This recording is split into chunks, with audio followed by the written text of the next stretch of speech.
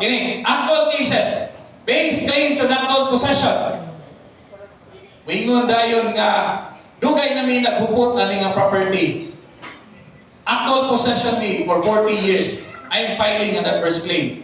Registrable or not? So, dili na siya registrable because only claims of ownership, attack on the title, ang mapwede ma-adverse claim. So, in this case, claim of ownership is based on actual possession for 40 years, and self-serving documents such as affidavit of declaration of parcel of land has been submitted. It was decided, no privity was shown. Claim of ownership by prescription on adverse possession will not lie as per section 47 of PD 1529. Now, next. Unsigned or unnotarized document. Common. File kag adverse claim kay naamoy pinirmahan sa putos sa sigarilyo. Ingon nga si Procopio ni Baligya sa iyang yuta, gibayran siya 10,000.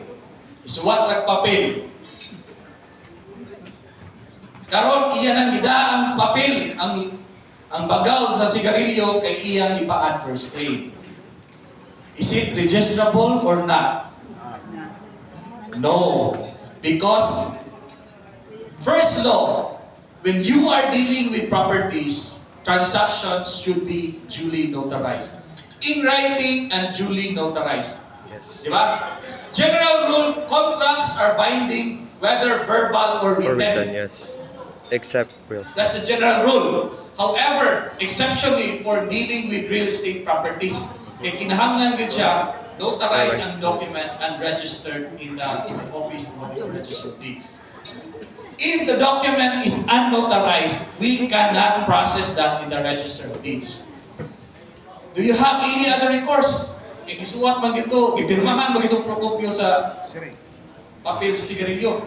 Yes, but you have to go to court.